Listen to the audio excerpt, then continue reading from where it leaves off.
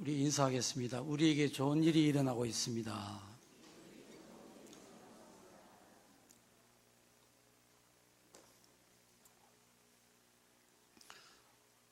오늘은 정말 여러분의 인내심이 필요하고 너그러움이 필요할 것 같습니다. 제가 목이 잠겨서 이거 제대로 발성이 지금 잘 안 되고 있습니다. 이해를 해 주시고 1987년 11월 22일에 교회를 개척을 했는데 벌써 31년 세월이 흘러갔습니다. 이제 돌아오는 목요일 은퇴식과 위임식을 함으로 이제 저는 양지중앙교회 담임 목사로서 이제 물러가게 됩니다. 담임 목사로서는 아마 오늘이 마지막 설교가 될 것 같습니다. 오늘 본문을 우리가 잠시 살펴보면 바울이 자기 자신을 가리켜서 나는 하나님의 교회를 핍박했던 자라, 하나님의 사도라고 칭함을 받을 자격이 없다. 그러나 내가 나된 것은 하나님의 은혜로 된 것이다. 그렇게 말을 합니다. 하나님의 교회를 핍박했던 자, 박해했던 자, 그러니 사도될 자격이 없는 자라는 거예요. 바울은 처음부터 예수님의 제자가 아니었습니다. 그가 말한 대로 예수님을 믿는 성도들, 교회를 박해했던 자였는데 어쩌다가 하나님의 종이 되고 사도가 되었는가? 그 이유를 오늘 본문 3절 이하에서 바울이 부활하신 예수님을 만났다는 거예요. 내가 받은 것을 먼저 너희에게 전하였노니 이는 성경대로 그리스도께서 우리 죄를 위하여 죽으시고 장사 지낸 바 되셨다가 성경대로 사흘 만에 다시 살아나셨다는 겁니다. 예수님이 십자가에 죽으신 사건을 말합니다. 왜 죽었느냐? 우리 죄를 위해서 죽으셨다는 거예요. 대신 갚아주기 위해서. 우리가 아무리 착하게 살아도 죄를 벗을 길이 없는 거예요. 인간은 자기도 모르는 사이에 죄 속에서 사는 거예요. 그런 우리를 영원한 지옥에서 구원해 주시려고 하나님이 이 땅에 사람으로 오셔서 십자가에 못 박혀서 죄값을 죽음으로 갚아주셨다는 거예요. 그 예수님께서 성경에서 예언한 대로 장사된 지 사흘 만에 다시 살아났다는 것입니다. 그 살아나신 예수님이 게바에게 보이시고 후에 12제자에게 보이시고 그 후에 500여 형제에게 일시에 보이시고 그 후에 야고보에게 보이셨고 그 후에 모든 사도에게 보이셨고 맨 나중에 만삭되지 못하여 난 자와 같은 나에게도 보이셨다. 바울이 부활하신 예수님 만났다는 거예요. 이 극적인 사건의 전말은 이렇습니다. 이 바울 사도는 사내들인 공회의 회원이에요. 유대교의 랍비였단 말이에요.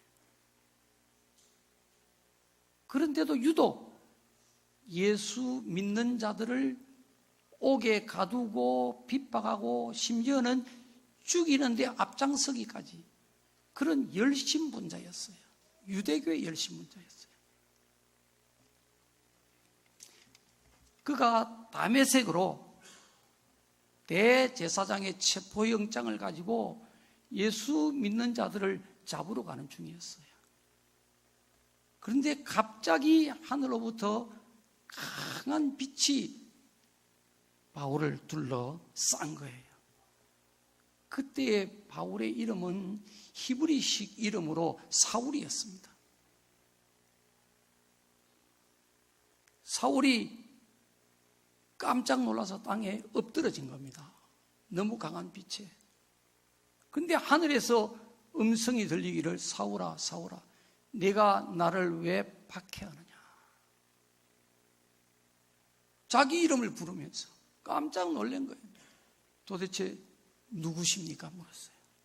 나는 내가 박해하는 예수니라. 예수 죽었는데요. 얼마 전에 십자가에 못 박혀 죽었는데 그 예수 믿는 자들 지금 잡으러 가고 있는데 나는 내가 박해하는 예수라는 거예요. 그러면서 하시는 말씀이 너는 일어나 시내로 들어가라. 내가 행할 것을 내게 가르쳐 줄 자가 있느니라 그랬어요. 사울이 땅에서 일어나 눈은 떴지만 아무것도 보지 못했고 눈이 안 보이는 거예요. 사람들 손에 이끌려서 다메섹으로 들어가서 사흘 동안 먹지도 않고 마시지도 않았다는 것입니다. 근데 그때 마침 다메섹에 아나니아라고 하는 예수님 제자가 있었어요.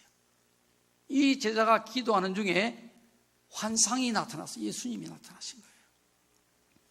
예수님이 아나니아에게 말씀하시기를 일어나 직가라고 하는 거리로 가서 유다의 집에 머물고 있는 다소 사람 사울을 찾으라. 그가 기도하는 중에 있느니라. 여러분, 예수님이 우리가 지금 뭐 하는 거 다 아시는 거예요. 이 사울이 직가라고 하는 거리에 있는 유다의 집에 머물고 있고 그가 지금 기도하고 있는 것을 주님이 알고 계시는 거예요. 그 사람을 찾아가라는 거예요. 그가 아나니아라는 사람이 와서 자기에게 안수해서 다시 보게 하는 것을 보았느니라. 무슨 말씀인 거 이해되십니까? 예수님이 아나니아에게 하시는 말씀이에요. 사울이 지금 앞도 못 보고 지금 기도를 하고 있는데 봤다는 거예요. 뭘 봤느냐? 아나니아라고 하는 사람이 들어오더니 자기에게 안수를 하니까 자기 눈이 떠지는 것을 봤다는 것입니다. 하나님이 사울에게 아나니아가 찾아올 것을 보여주신 거지요. 그러니까 아나니아가 예수님께 이런 말을 합니다. 아이고 예수님, 내가 어떻게 가서 안수를 해서 그 자의 눈을 떠주겠습니까? 그 사람은 예루살렘에서 예수 믿는 성도들을 많이 해롭게 한 자라는 소문이 나 있다는 거예요. 그리고 지금도 예수 믿는 성도들을 잡아 넣으려고 대제사장의 공문을 받아들고 지금 여기 왔다고 그럽니다. 못 가겠다는 거예요. 그러니까 예수님께서 가라.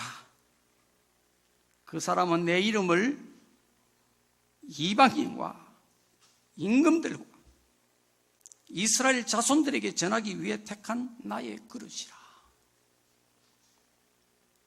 사울은 지금 예수님을 믿는 자들을 지금 죽이려고 지금 서슬이 시프해 있습니다. 사람들도 사울이 그렇게 예수님을 대적하는 아주 위험한 사람이라는, 아주 악한 자라는 걸 알고 있어요. 그런데 하나님 계획은 따로 있는 거예요. 그는 내 이름을 위해서 이방인과 임금들과 이스라엘 자손들에게 전하기 위해서 택한 나의 그릇이다. 여러분, 사람의 생각과 하나님의 생각 다르고요. 사람이 보는 것과 하나님이 보시는 것 다른 것입니다. 내 생각 가지고 사는 거 아니에요.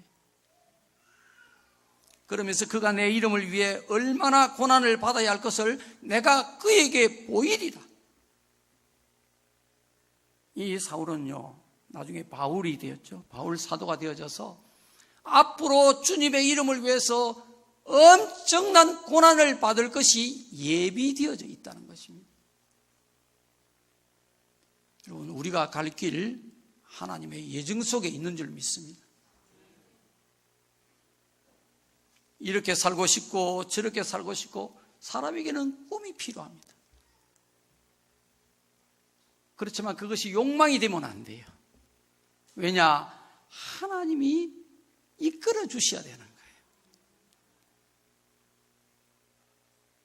사람은 사실 하나님의 은혜로 사는 거예요. 제가 돌아보니까 31년 살아온 세월이요. 한마디로 말한다면 뭐냐? 하나님의 은혜였다. 하나님의 은혜였어.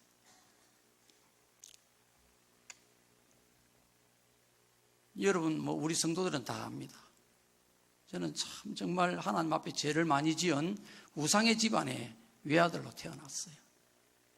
그래서 어릴 적부터 목닥치고 연불하고 천수경, 반야신경 9살 때 불경을 외우고 그러면서 큰 거예요. 부모가 일찍이 다 돌아가셨어요. 11살 때 제가 부산으로 왔는데 부산에 오니까 교회가 곳곳에 교회가 많이 보여요. 그 당시에도. 근데 교회만 보면 괜히 미운 거예요. 화가 나는 거예요. 보기가 싫은 거예요. 그래서 삥삥 둘러서 가는 거예요. 교회 보기 싫어서. 심부름 갈 때도 그렇게 하고. 그런 정말 죄인 중에 죄인이었어요. 근데 제가 이제 은행에 입행을 해가지고 은행 생활을 하면서 뜻밖의 사업에 손을 대게 되더라고요. 내가 사업하겠다는 그런 꿈을 가진 게 아니에요. 그냥 끌려 들어간 거예요. 사업을 2번이나 실패를 한 거예요. 은행에 다니면서 2번이나 연거푸 사업을 하게 되더란 말이에요. 근데 다 망해버렸어요. 빚을 잔뜩 짊어진 거예요. 30이 갓 되었을 때에 그만 심장병이 들어본 거예요. 숨을 못 쉬게 된 거예요. 뼈만 남고 바싹 말라버렸어요. 숨쉬기가 힘든 거예요. 은행 대리로 있을 텐데 결제도 못해요. 숨이 차서. 숨을 못 쉬어서. 숙식실에 그냥 들어 누워있고 결제가 쌓여서 빨리 나오셔야 되겠다고 하면 나와서 겨우 막 결제해놔놓고는 또 들어가서 들어놓고 그러다가 정말 하나님 앞에 나오면 나을 수 있다는 전도를 받고 그래서 예수님 믿은 거예요. 살려고 젊은 나이에 죽으려니까 참 너무 억울하더라고요. 눈물이 났어요. 후회가 됐어요. 그래서 그냥 그 새끼줄이라도 붙잡는 심정으로 그냥 끌려서 교회를 나온 거예요. 하나님이 저를 2년 뒤에 만나주셨고 참 그렇게 하나님을 싫어하고 미워하고 대적하고 비웃고 비난하고 이렇게 했던 자를 예수님을 억지로 꺾어서 숨통을 틀어막아가지고 믿게 해주시고 지옥 안 가고 천국 가게 해주신 것도 감사한데 그게 더 보태서 하나님이 저를 주의 종으로 부르신 거예요. 저는 21년 동안 은행 생활을 하면서요. 근무를 하면서 정말 세상에서 이제 성공하고 행복하게 살려고 그런 마음 가지고 살았어요. 근데 하나님이 어느 날부터 제가 책임지고 결제한 대출들이 뻥뻥 사고가 터지는 거예요.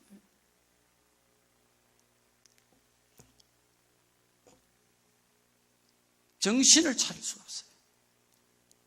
출근하는 게 무슨 도살장에 끌려가는 것 같아요.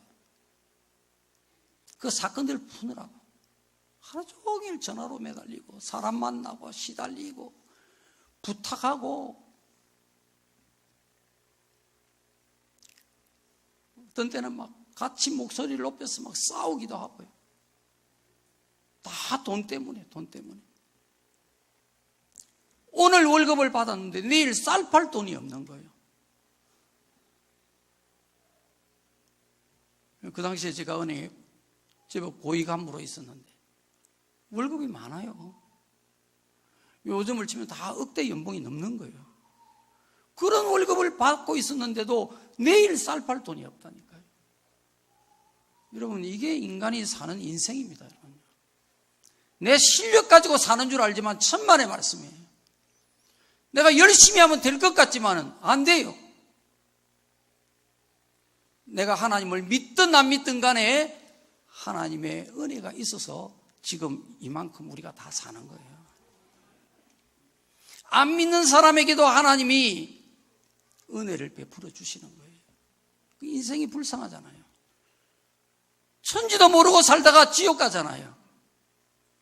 지가 사는 만큼은 하나님이 살게 해주시는 거예요. 부모나 조상이 쌓은 그 공적을 자손들에게 하나님이 물려주시는 거예요. 그래서 일이 잘 되는 거예요. 그래서 사는 거예요.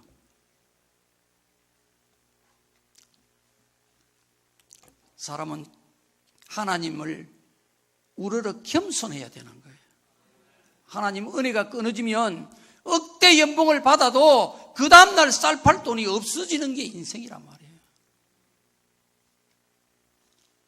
기도하는 중에 하나님이 저를 종으로 부르신 걸 알았어요. 인간이 버텨도 소용이 없어요. 많이 울었어요. 난 그런 일이 올 거라고는 꿈에도 생각을 안 했어요. 그렇게 예수 믿는 사람들 싫어하고 교회 싫어하고 이랬던 사람이 어떻게 목사가 된단 말입니까? 그러나 하나님이 예정을 하셔놓으니까 때가 되니까요 피할 길이 없는 거예요. 그래서 어쩔 수 없이 내 손으로 사표는 쓸 수가 없고 그냥 야간신학교 3학년에 학사 편입을 한 거예요. 그냥 삶이 막 그냥 콩볶듯이 이렇게 뒤집어지니까 견디질 못해서 신학교로 들어간 거예요. 신학교 딱 들어가니까요 사건들이 싹 석 달 만에 다 풀려버렸어요. 참 놀라운 거예요. 사람이 풀려면요 1년을 불어도 안 되고 3년을 용을 써도 안 되고 5년 10년 죽을 고생을 해도 안 되는 수가 있는데 하나님이 한번 되게 하시니까 3년 동안 묶였던 그 사건들이 13건의 사고가 석 달 만에 그냥 싹 실타래 풀리듯이 다 풀려버리는 거예요. 여러분 진짜 하나님 계십니다. 신학교 4학년 때 제가 아무래도 개척을 해야 될 것 같은 거예요. 나이가 이제 그때 이미 40살이란 말이에요. 하나님이 저를 개척을 시킬 것 같으면 개척할 기둥을 하나님이 세워주십시오. 그리고 제가 진짜로 하나님이 저를 종으로 부르셨는지 최종적으로 한 번 더 내한테 확인해 달라고. 그렇게 밤 12시부터 1시까지 열흘 동안 작정 기도를 집에서 한 거예요. 그 더운 여름에. 며칠 되었을 때 하나님이 꿈을 꾸게 하셨는데요. 제가 낚싯대를 둘러매고 고기를 잡으러 가는 거예요. 예수님이 제자들 부르실 때 그랬잖아요. 내가 너희를 사람 낚는 어부가 되게 하리라 그랬잖아요.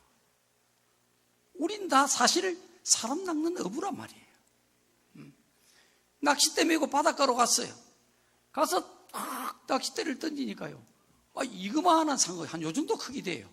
이런 상어가 연달아서 막 오고 있는 거예요. 또 잡고 또 오고 있는 거 또 잡고 오고 있는 거 또 잡고 3마리 딱 잡았어요. 그러니까 인연은 없어요. 물빛이 다 보여요. 좀 서운했는데 좀 있으니까 저기서 또 한 마리가 오는 거예요. 또 낚시를 딱 바로 물었어요. 4마리를 잡았어요. 막 기뻐했어요. 내가 고기 잡는 거 굉장히 좋아하거든. 어릴 때부터 바닷가에서 고기 잡고 했으니까.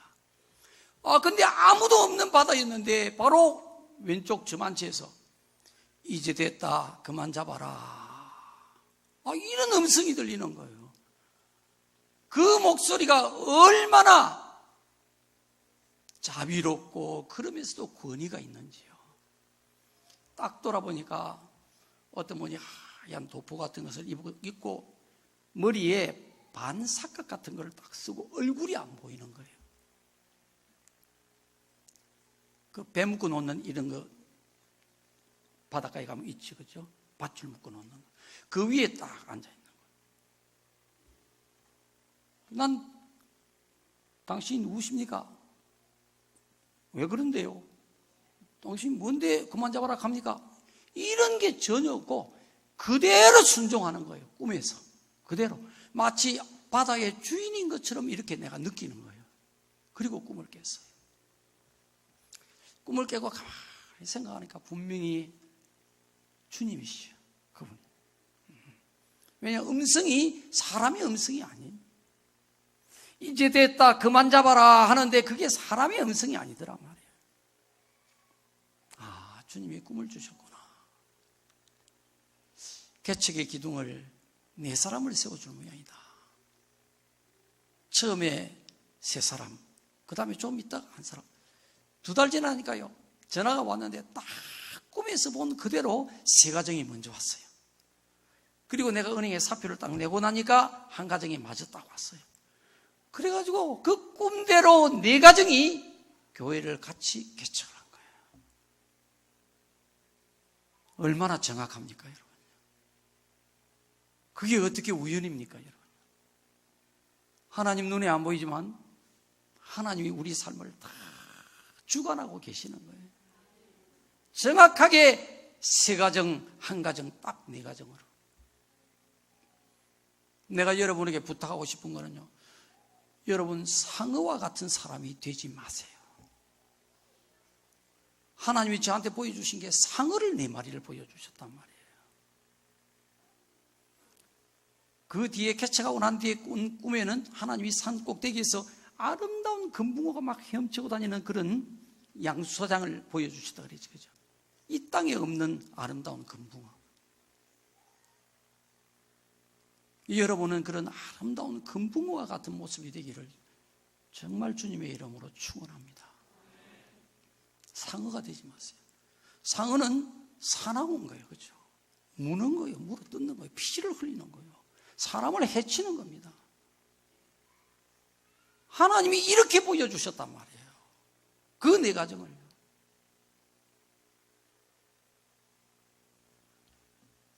근데 참 안 된 얘기지만은 하나님은 사람의 속성을 그대로 정확하게 보여주셨단 말이에요. 그래서 제가 느끼는 거예요. 아, 하나님은 다 우리 사람의 심성을 다 알고 계신다. 우리가 상어와 같은 사람인지 아름다운 금붕어와 같은 사람인지 하나님은 다 알고 계신다. 근데 사람은요, 바뀔 수가 있는 거예요. 누구든지 예수님의 안에 있으면 새로운 피조물이 된다 그랬죠. 날마다 새로운 피조물로 변화 성숙되는 게 인간이란 말이에요. 이전에 상어와 같은 사람이라 할지라도 아름다운 금붕어와 같은 사람으로 바뀌게 되는 것이 인간입니다. 여러분이 정말 간절히 소망하고 하나님 앞에 간절히 기도하고 여러분이 진심으로 노력하면 여러분의 본성이 아름답게 바뀌게 될 줄 믿습니다.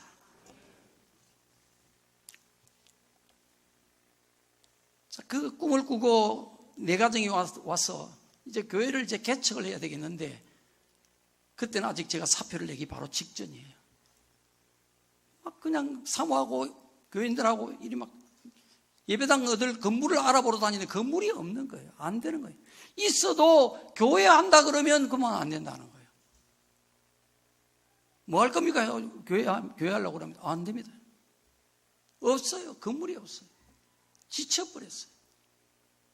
그때 제 마음이 하나님이 제게 기도하라고 하시는구나. 네가 하나님의 교회를 개척하려고 하면서 내 앞에서 기도에 헌신이 있어야 되지 않겠느냐. 여러분, 성도는요, 내 생각과 내 의지, 내 힘, 내 노력, 내 실력 이것 가지고 살면 안 되는 거예요. 하나님은 성도에게 제일 먼저 요구하는 게 뭐냐? 내게 기도하라는 것입니다. 이게 하나님과 성도와의 가장 출발이자 중요한 관계예요. 관계. 성도는 하나님과의 관계에서 기도로 맺어야 되는 거예요. 기도로. 그래서 몸이 아프다고 직장에는 거짓말을 하고 감림산 기도원으로 금식을 5일간 하러 올라갔습니다. 사흘 금식을 딱 하고 나니까 기도원으로 전화가 온 거예요. 예배당을 얻어 계약을 했다는 거예요. 이야기를 들어보니까 어느 여자 집사가 꿈을 꿨는데요, 저희들이 살고 있던 남천동의 아파트, 그 아파트에서 북쪽으로 길이 쫙 나더라는 거예요. 그래서 그 다음날 꿈을 꾸고 난 다음 날에 하나님이 우리 아파트에서 북쪽 방향으로 교회를 예배해 놨는갑다. 이제 그렇게 깨닫고 북쪽으로 이제 그냥 복덕방마다 들어가기 시작을 했다는 거예요. 해가 다질 무렵에 이 망미동까지 온 거예요. 남천동에서 망미동까지 온 거예요. 여기서 우리가 교회 개척했던 산호면신 앞에 그 건물 2층이 딱 석 달 동안 신축하고 석 달 동안 안 나가고 기다리고 있었던 거예요. 그래서 그 건물을 얻은 거예요. 여러분, 우리가 기도하면 하나님이 들어주십니다. 야고보서 4장에 보면 너희가 얻지 못하면 구하지 아니하며 구하여도 얻지 못하면 정욕으로 쓰려고 잘못 구함이니라. 물론 우리가 살다 보면요, 기도 안 해도 하나님 주시는 거 있어요. 그러나 하나님의 기뻐하시는 뜻은 뭐냐? 기도하면 주겠다는 것입니다. 그래서 여러분 어려움이 있으면 반드시 기도해야 되는 거예요. 여러분 삶에 문제가 닥치는 것은 기도하라는 겁니다. 하나님께서.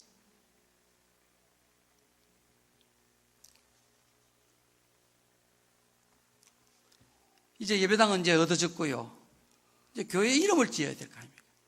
그래서 5일째 되는 금식 5일째 마지막 날에 하나님 교회 이름을 뭐라고 지을까요? 교회 이름 주시고 내 이름 바꿔주세요. 그렇게 기도한 거예요. 마지막 5일째는 기도 제목이 딱 두 가지뿐이었어요. 교회 이름과 내 이름 바꾸는 거. 내 이름은 왜냐? 우리 아버지께서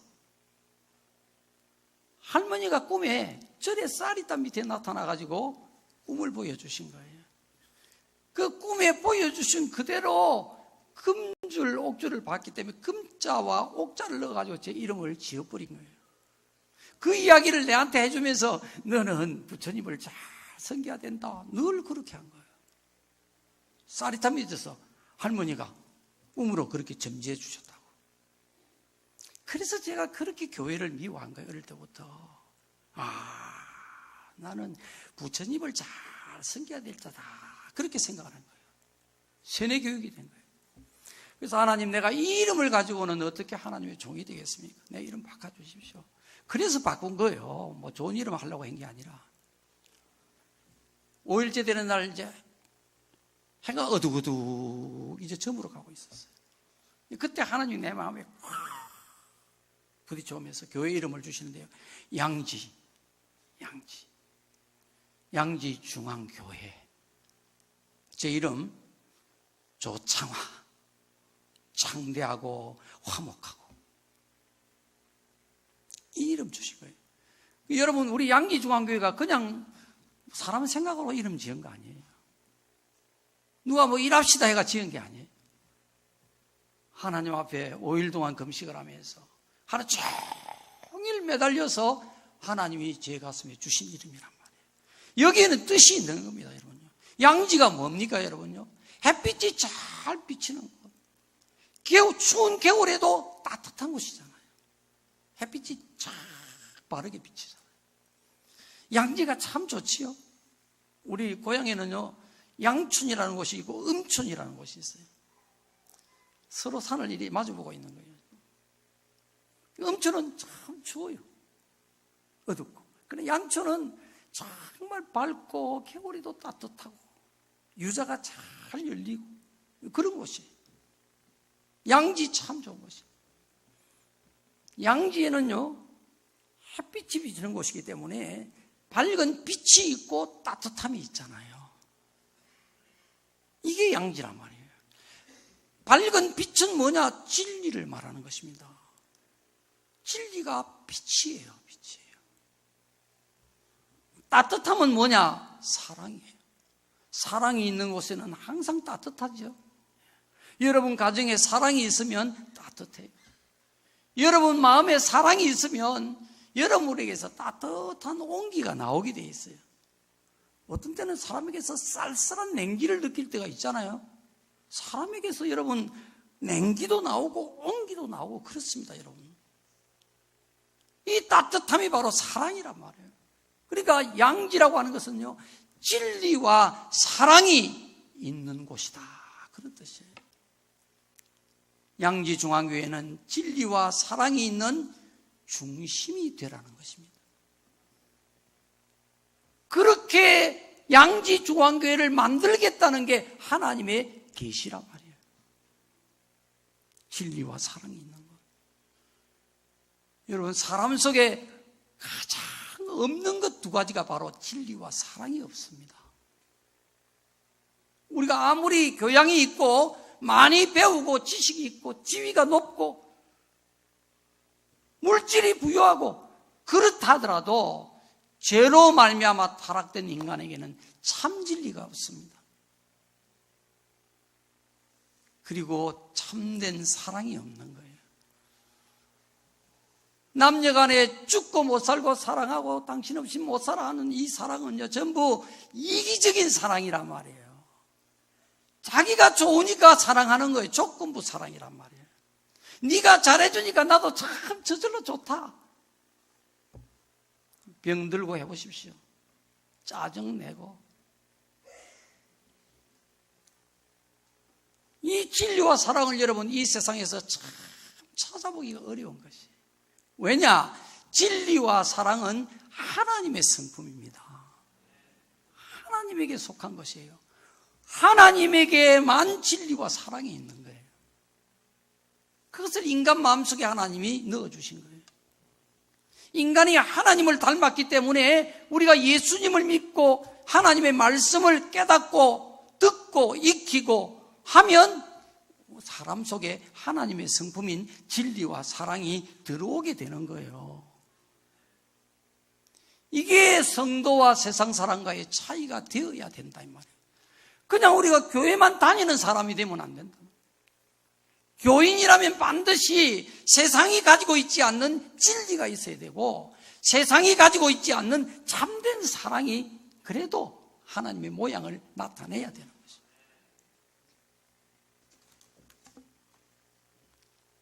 이 진리와 사랑은요, 아무 데서나 자라고 저절로 자라는 게 아니에요. 특수한 조건이 갖춰져야 자라는 그런 아주 까다로운 성리를 가지고 있어요. 귀하기 때문에 그렇습니다.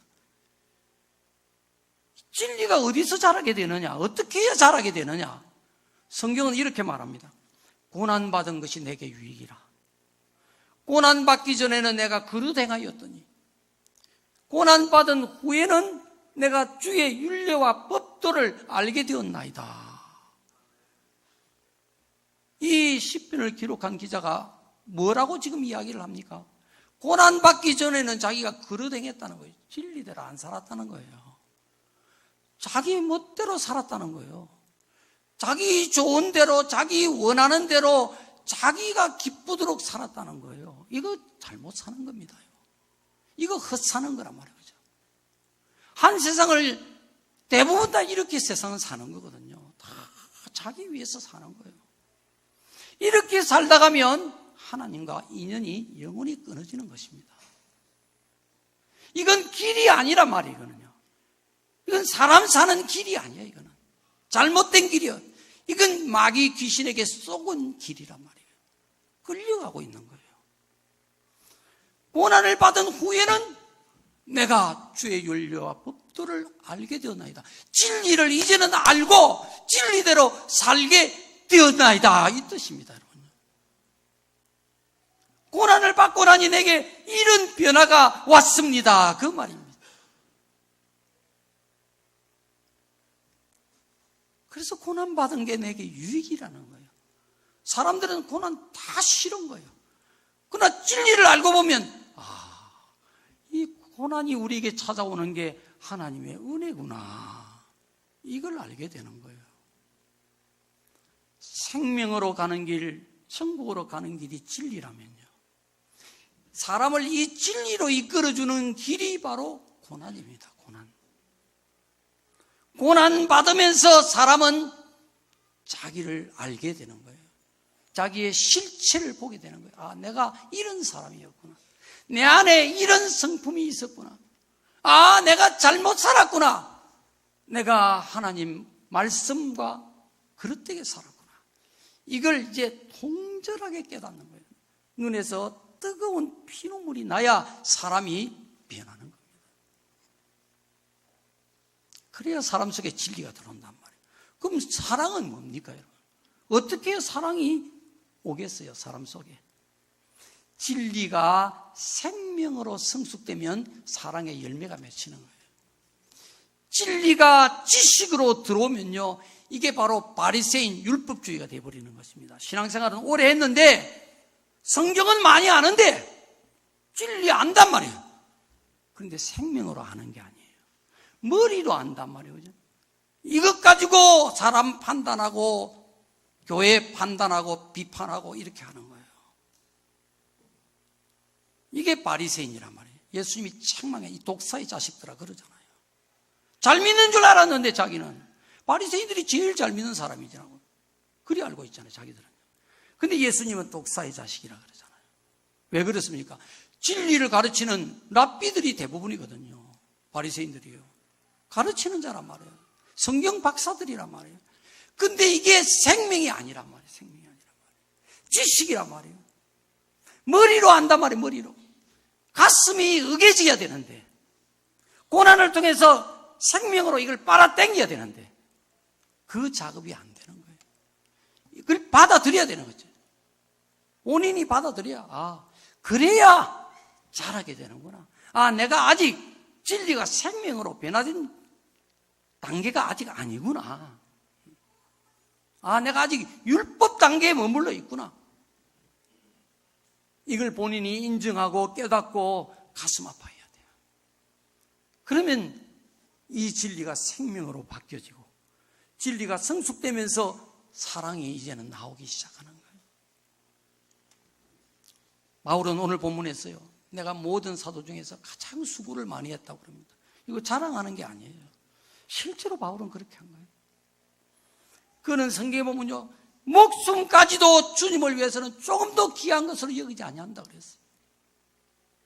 오직 그리스도를 아는 지식, 그것이 내게는 가장 소중하기 때문에 내가 귀중하게 여겼던 모든 것들은 다 배설물로 여긴다. 이렇게 산 거예요. 이 똑똑했던 바울이 말이에요. 바보 아닙니다, 여러분. 은혜를 받은 자는요, 반드시 하나님 앞에 은혜를 갚을 줄 알아야 되는 거예요. 자기 목숨까지도 아끼지 아니하고 주님을 위해서 수고할 줄 알아야 되는 거예요. 여러분, 주님을 위해 수고하는 것이 얼마나 복된 줄 압니까, 여러분요? 요즘 시대는요, 수고 안 하려고 그래요. 교회를 위해서 수고 안 하려고 그래요. 편안하게 그냥 왔다 갔다 그러려고 그래요.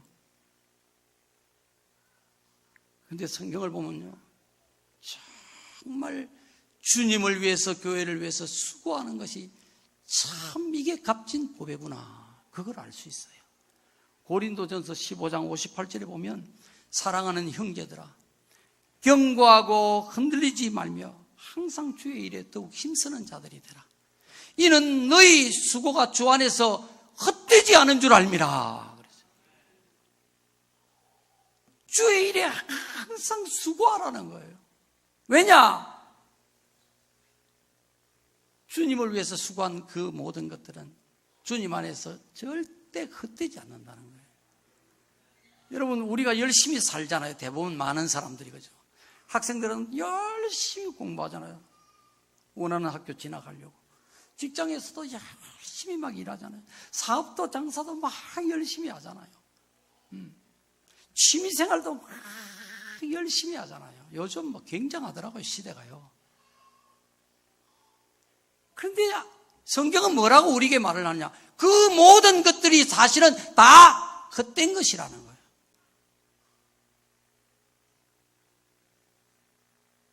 이걸 깨닫는 사람이 얼마나 되겠어요? 진리를 모르면. 전도서 1장에서 솔로몬이 이렇게 말을 합니다. 헛되고 헛되니 모든 것이 헛되도다. 그가 다 누리고 세상 사람들이 원하는 삶을 다 살고 보니 모든 게 다 헛되더라는 거예요. 결론입니다. 이 인생의 결론입니다. 모든 게 다 헛되더라. 사람들은 어쩌면요, 그래도 지혜가 있는 사람이라면 죽을 때는 아마 알 거예요. 그렇게 열심히 나름대로 자기 꿈과 목표를 향해서 자기 원하는 것을 위해서 달려왔는데 막상 이제 딱 임종을 맞이하면서 보니 아이고 다 헛된 것이었구나. 그렇게 아마 그래도 지혜가 좀 있다면 깨닫고 죽을 거예요. 그전에는 못 깨닫는단 말이에요. 열심히 수고하는 거예요. 열심히 수고하는 거예요. 머리가 터지도록 수고를 하는 거예요. 쓰러질 때까지 수고를 하는 거예요. 금은 보화, 부귀 영화, 건강도 쾌락도 다 헛되고 맙니다. 이 세상에 헛되지 않은 것은 하나도 없습니다. 오직 주님 안에 있는 것만이 헛되지 않습니다. 너희 수고가 주 안에서 헛되지 않은 줄을 알미니라 그러잖아요. 다 헛된데 주님 안에 있다면 그 수고만이 헛되지 않다는 겁니다.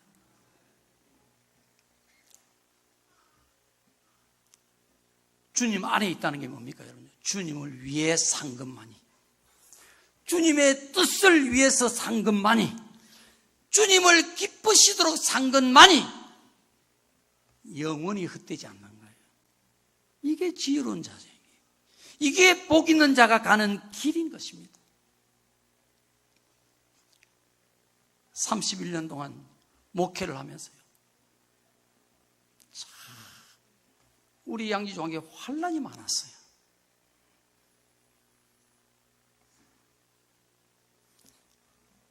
예배당을 지으면서 절에서 방해를 해가지고요, 3년 동안 죽을 고생을 했어요. 3년, 여러분 뭐 그리 짧은 세월 아닙니다. 정말 환란 속에서 지내는 3년은 얼마나 그 세월이 긴지 몰라요. 그 3년 동안 흘렸던 눈물과 고통, 괴로움, 몸부림, 탄식, 우리 하나님만 알 거예요.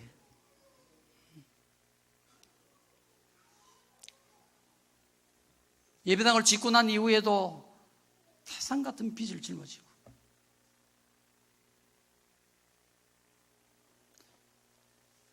교인들이 아무리 교회를 위해서 힘쓰고 애쓴다고 해도 목사와 사모하고는 같을 수가 없는 거예요.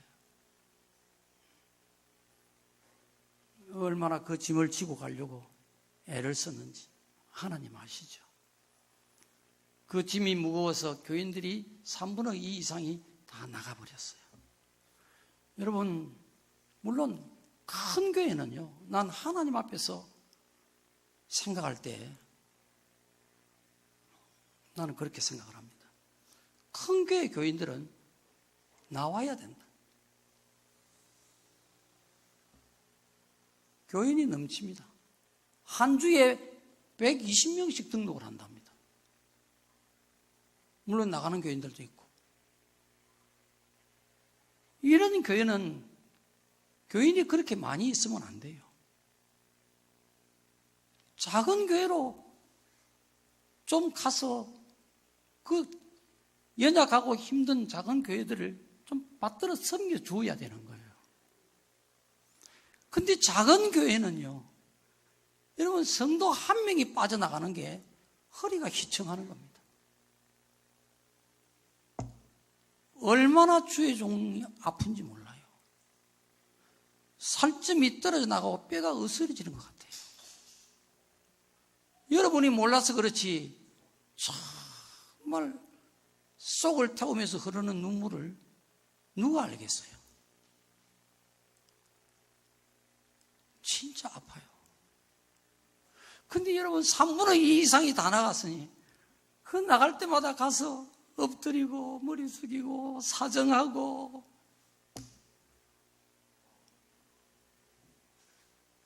속이 다 썩어 문드러지는 거예요.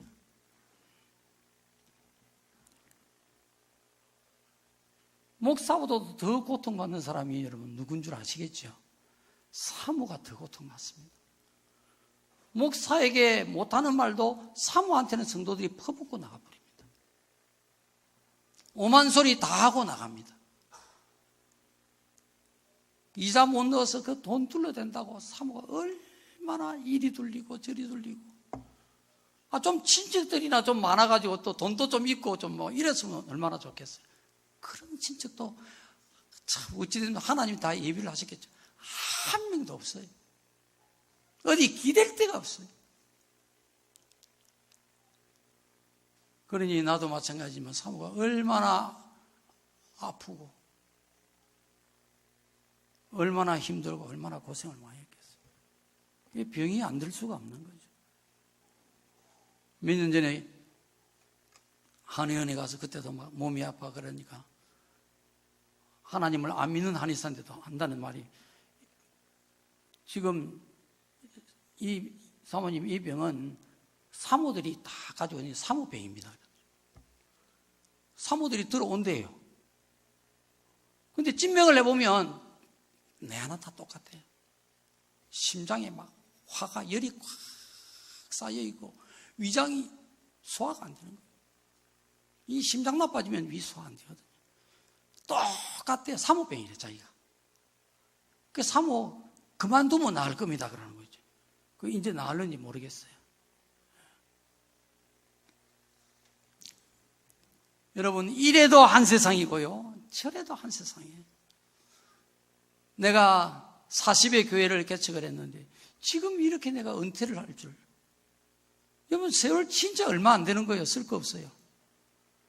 결코 작은 세월이 아닌데 그런데 너무 빨리 지나가는 거예요. 이래도 한 세상이고 저래도 한 세상이고 다 한 세상 살다가 인간은 누구나 다 하나님의 심판대 앞에 선다는 거예요.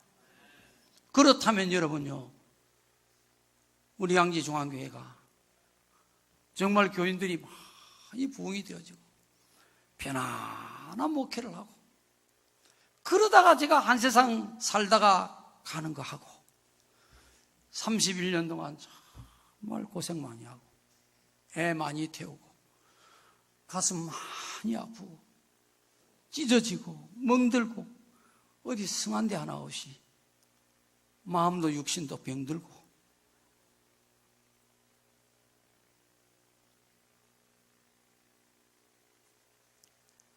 자, 이렇게 해서 주님 앞에 서는 거하고, 여러분 어느 것이 복입니까?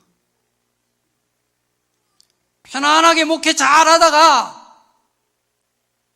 주님 앞에 가는 것이 복입니까? 주님 교회를 위해서 애 많이 태우고 고생 많이 하고 시련을 많이 겪고 아픔을 많이 겪고 많이 두려워하고 많이 근심하고, 그렇게 하다가 땀 흘리고 눈물 흘리고 피를 철철 흘리고 그래가지고 주님 앞에 가는 거하고 어느 것이 여러분 복이 되겠어요? 후자가 분명하겠지요. 너 뭐 하다가 왔느냐 하면, 그죠?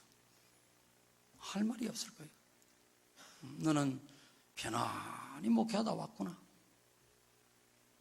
뭘 받았겠습니까? 받을 상이 뭐가 있겠어요? 너 참 고생 많이 했다. 진짜 수고 많이 했다. 내가 안다. 내가 너를 그 길로 이끌어 왔느니라. 이럴 때 여러분은 하나님이 얼마나 많이 위로해 주시고 상을 주시겠느냐 말이에요. 여러분 할 수 있으면 교회를 위해서 수고 많이 하십시오. 기회가 될 때마다 여러분 교회를 위해서 희생하십시오. 주님은 여러분 살리시려고 하나님이 이 땅에 사람으로 오셔서 자기 목숨을 버리신 거예요.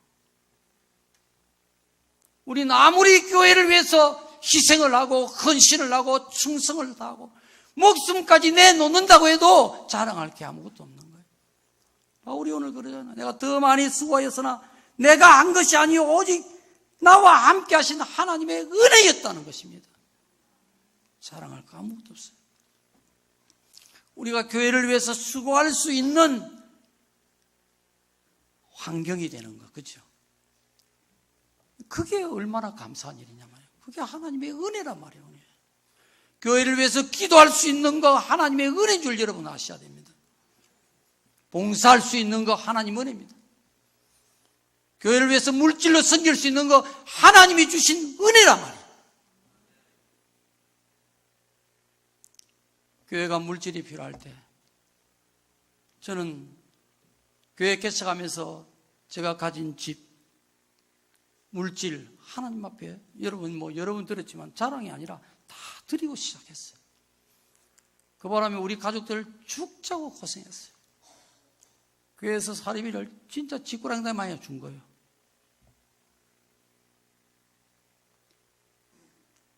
근데 그게 헛되지 않더라고요.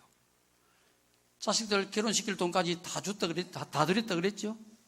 드리면서 제가 하나님 앞에, 하나님, 이제는 내가 아무것도 자식들 결혼시킬 때 아무것도 없습니다. 하나님 책임져 주십시오. 그랬거든요. 그러니까 하나님이 정말 다 책임을 져 주시더라고요. 교육도 못 시키는데 하나님이 그래도 다 하나님이 공부하게 만들고 다 지 앞 다 닦게 만들고. 어제 우리 조혜진 집사가 문화의 전당에서 어린이날 행사 특집으로 뮤지컬 공연을 했어요. 제가 어제 가보니까 사람이 이해 공연을 했는데 꽉 찼는데, 부산 영화의 전당에서 공연하는 것을 여러분 아무한테나 맡기지 않습니다. 자꾸 문화고.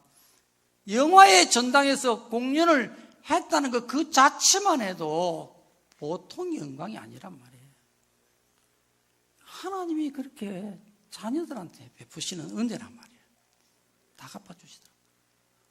제가 하나님 앞에 집 드리니까 지금 정말 좋은 아파트도 주시고. 여러분 한번 생각해 보세요. 그때 제가 세 번째 뇌졸중으로 쓰러지면서 이 4층에서 우리 교인들이 아파트를 사준 거예요. 하나님이 하신 거예요. 그건 하나님의 역사였어요. 그때 정말 여러 사람들 마음속에는 시험이 온 그런 경우도 있었단 말이에요. 충분히 가능하잖아요. 그 교회 형편에 보통 아파트도 아니고 자이 아파트를 사준단 말입니까? 있을 수 없는 일이잖아요. 한 분이, 남자 집사 한 분이 막 종탑방에서 고함을 지르는 걸 내가 밑에 서재실에서 들었어요. 그걸 의논하면서 막 고함을 질렀어요. 그리고 그분이 교회를 떠나버렸어요. 그분이 한 2년 됐나 3년 됐나 우리 백윤호 장로님하고 저를 초청해가지고 식사 대접을 아주 이렇게 정성껏 하면서 자기가 고백을 했어요. 목사님, 그때 정말 목사님 하신 게 그게 옳았다는 거예요. 자기가 참 잘못했다는 거예요. 교회를 떠나고 난 뒤에 목사님, 내가 몇 년 동안 죽을 고생을 했습니다. 장로님 그랬지요. 네. 자기가 하나님 앞에 죽도록 두드리 맞았다는 겁니다. 몇 년 동안. 그러면서 목사님 참 잘못했습니다. 그때 상황을 보면 이 목사한테 지금 잘못이 있는데, 물론 내가 사달라고 한 건 아니에요. 도대체 무슨 일이고 이 교회가 일이 어려운데. 당연히 상식적으로 보면 그 말이 맞는 거예요. 그 판단이 맞아요. 근데 그거를 하나님이 하셨다는 걸 여러분 이제는 아셔야 되는 거예요. 그때 그렇게 안 했으면 여러분 지금 제가 은퇴하는데 내가 나갈 집 하나 여러분 교회에서 얻어줄 형편이 됩니까 지금요? 내가 나갈 데가 없잖아요. 평생을 주님을 위해서 눈물 뿌리고 희생하고 헌신을 했는데 그 은퇴 후에 말년이 올 때 갈 때 없어져 버린다? 그러면 성경 말씀이 안 맞잖아요. 성경 말씀이. 성경에는 보니까 예수님이 직접 말씀을 하셨어요. 나와 및 복음을 위해서 부모나 자식이나 형제나 집이나 땅을 전토라고 그랬어요. 집이나 땅을 버린 자는 이 땅에서 100배나 받고 영생을 얻지 못할 자가 없느니라 그래서 하나님이 100배나 갚아주신다는 겁니다. 지금 저는요, 믿음이 없는 사람이 볼 때는 시험이 올 정도로 하나님이 넘치도록 갚아주고 계시는 거예요. 제가 몸이 아파가지고요, 사모도 지금 몸이 많이 아프죠. 저도 몸이 많이 아픕니다. 살이 8kg나 빠져버렸습니다. 이번 주에 마지막 설교를 해주는 게 은혜롭겠다고 우리 조목사가 부탁을 하는 거예요. 마지막 이 주일 설교를 내보고 하라는 거예요. 내가 몸이 안 좋은데. 그래서 할 수 없이 그냥 그리 하마 했어요. 지난주에 광고가 나갔어요. 근데 지난 금요일까지를 기다리는데 이제는 시간이 없잖아요. 도저히 설교를 못 하겠는 거예요. 여러 말 시간이 오래 가서 할 수가 없습니다. 말이 나오질 않아요. 그래서 목이 잠겨서 말이 안 나와요. 말이 안 나와요. 가슴이 힘이 없어서 숨쉬기도 힘들어요. 그러면서 집에서 사모가 지금 몸을 제대로 가누지를 못하니까 제가 모든 살림살이를 다 또 해야 되는 거예요. 이러면서 설교 준비를 할 수가 없고 한들 설교를 할 수가 없어요. 그래서 내가 금요일 날 마지막 이제 시간이 없기 때문에 전화를 해서 도저히 못하겠다. 네가 해라. 그렇게 한 거예요. 근데 그러고 난 뒤에요, 마음이 너무너무 안 배는 거예요. 하나님께서 이제 네가 담임 목사 마지막 설교인데 네가 해야 안 되겠느냐, 자꾸 그러시는 것 같아요. 그래서 다시 전화를 해가지고 토요일 아침에 전화를 했어요. 내가 하면 되겠나? 아유, 그러면 좋지요. 그래서 내가 선 거예요. 섰는데도요, 설교하기 전까지 설교할 수 없어요.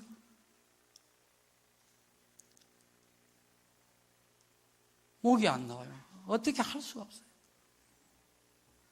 그런데 하나님이 저를 여기에 지금 세우시는 거예요. 여러분, 병든 것도 하나님의 뜻이 있고 하나님의 은혜 가운데 있는 거예요.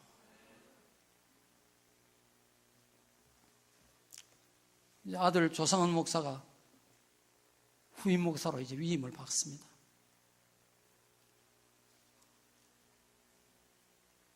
모르는 사람들은 아들한테 교회를 물려주나?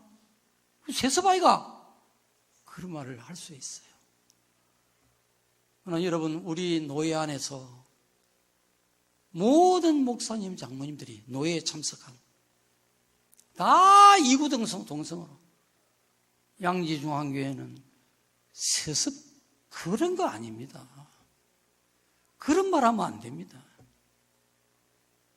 어렵고 약하고 힘든 교회를 아들이 조사원 목사가 얼마든지 큰 교회 맡아서 갈 수 있는 그런 그릇이 되어 있는데, 큰 교회에서 그런 콜이 오고 있는데, 그렇게 평을 하고 있는데, 각 노예에서 지금 우리 노예도 소문이 많이 났습니다. 소문이요.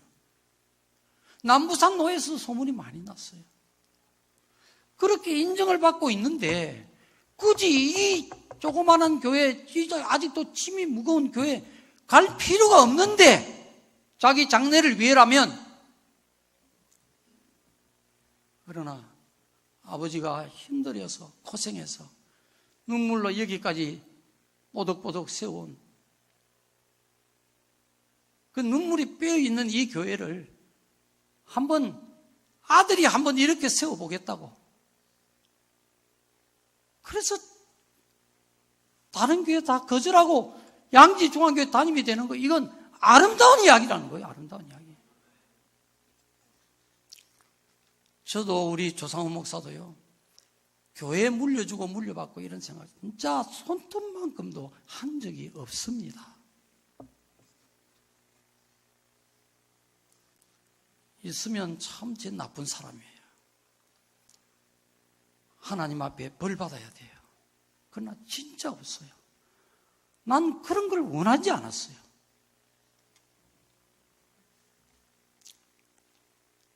왜 그러면 이렇게 아들한테 이 교회가 물려지게 되느냐? 나는 세 가지 이유가 있다고 생각을 해요. 하나는 이 교회를 개척할 때 하나님이 이 교회 이름을 양지중앙이 되라고 이름을 주신 거예요. 이게 교회의 사명이고 제가 받은 사명이고, 이 사명이 양지중앙교회에 계속해서 이어져 나가기 위해서 아들 조상은 목사가 와야 된다는 게 하나님의 뜻인 것 같다는 겁니다. 아무나 와서 되는 게 아니란 말이에요. 진리와 사랑이 이제는 더 튼튼하게 세워져 가야 된단 말이에요. 그러기 위해서 하나님이 택한 하나님의 그릇이라고 나는 그렇게 믿습니다. 그 이유 아니겠느냐. 두 번째 이유는 하나님이 제게 하신 말씀이 그런 거예요. 양지중앙교회 교인 3분의 2 이상 내가 다 내보낸다. 그 후에 앉을 자리가 없도록 내가 채울 것이다. 그러셨단 말이에요. 근데 그 말씀대로 그 말씀이 있은 지 불과 넉 달 지난 뒤부터 교회가 다 그냥 박살이 나기 시작을 한 거예요. 정말 말씀하신 대로 3분의 2 이상이 다 나가버렸어요. 그러면 앉을 자리가 없도록 내가 채울 것이다 하신 하나님의 말씀도 이루어지지 않겠습니까? 반드시 이루어질 거예요. 저 윗자리 꽉 찰 것이고 여기에 찬양대가 딱 앉을 거란 말이에요. 난 날마다 그걸 기도하고 있는 중이에요. 하나님 말씀이 이루어지게 해주시옵소서. 난 내 때에 이루어질 줄 알았는데 이게 20년이 걸려버린 거예요. 누군가가 이 피로 먹던 이 양지중앙교회를, 피가 철철 흘렀던 이 교회를, 정말 초라하고 부끄러웠던 이 교회를 앉을 자리가 없도록 세울 누군가가 필요한 거예요.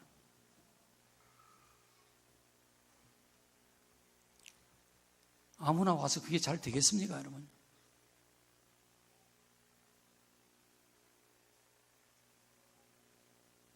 그래서 참 유명한 교수님도 우리 교단의 앞으로 큰 그릇이 될 거다, 큰 제목이 될 거다 라고 우리 조상한 목사를 그렇게 인정한 그런 말을 내가 직접 들었어요.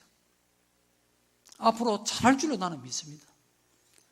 여러분이 부족한 점은 기도해 주시고,